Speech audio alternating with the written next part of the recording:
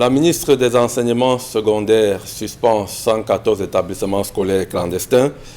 Nalova Lyonga a appelé les parents d'élèves à la vigilance à l'égard de ces établissements qui ne disposent pas d'autorisation de fonctionnement. Dans son communiqué, la MINESEC reproche aux promoteurs la violation des formalités légales d'extension, de création et d'ouverture des établissements scolaires. Nalova Lyonga précise que ces suspensions qui rentrent dans le cadre de l'année scolaire 2023-2024 visent à lutter contre le phénomène des établissements scolaires clandestins. Sauf que chaque année, pratiquement à la même période, on assiste au même ramdam. À la veille de chaque rentrée scolaire, le gouvernement procède à la fermeture des établissements scolaires dits clandestins, mais l'année suivante, le nombre est toujours supérieur à celui de l'année précédente. À l'approche de l'année scolaire 2022-2023, par exemple, près de 500 établissements scolaires clandestins ont été fermés sur l'étendue du territoire. Les motifs de fermeture sont entre autres des faux actes de création, l'absence de l'autorisation de création et même d'ouverture, absence de démarcation entre primaire et secondaire, environnement non propice à l'activité scolaire, fonctionnement dans un site d'emprunt, défaut d'acte d'extension pour la section anglophone ou francophone, défaut d'acte d'extension pour la section primaire bilingue et des cas d'établissement logés dans une maison d'habitation. En juillet 2021 déjà, la ministre avait également procédé à la fermeture de 106 établissements scolaires secondaires clandestins et son action visait à assainir le milieu pour la rentrée scolaire qui s'est achevée en juillet 2022.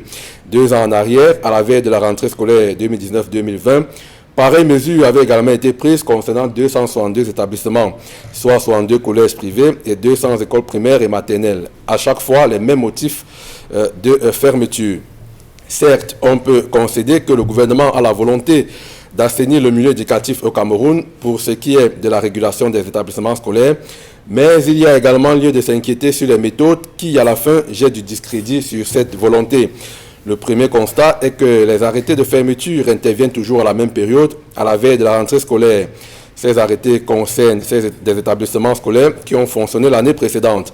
La question est alors de savoir à quel moment ces établissements sont devenus clandestins alors qu'ils ont bien clôturé l'année scolaire et alors qu'à la veille de cette année scolaire qui vient de s'achever, des établissements clandestins avaient été fermés. N'avait-on pas donné un sursis à ces établissements l'année précédente en les conditionnant par un certain nombre de critères qu'il fallait remplir, lesquels n'ont pas été respectés au cours de l'année?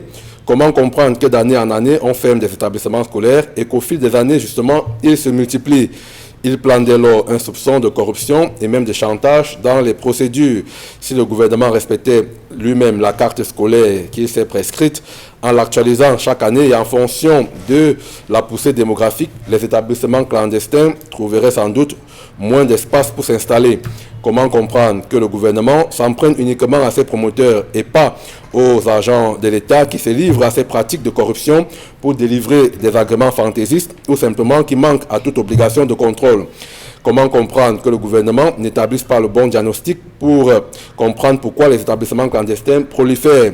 Ou alors est-il conscient lui-même que l'offre en infrastructure scolaire est insuffisante au Cameroun? Il existe des zones inaccessibles en ville ou extrêmement éloignées dans les campagnes où les services étatiques rechignent à s'y aventurer. Devant cette nécessité, il est aisé pour n'importe quel promoteur d'ouvrir une école de fortune, sachant qu'il ne remplit aucune condition. L'objectif n'est d'ailleurs pas d'obtenir cette autorisation, mais la décharge du dépôt qui servira donc de rassurer les parents au moment des inscriptions, lesquels parents eux-mêmes affluent, attirés par les frais de scolarité suffisamment bas à la hauteur de leur petite bourse, sous le regard complice du gouvernement.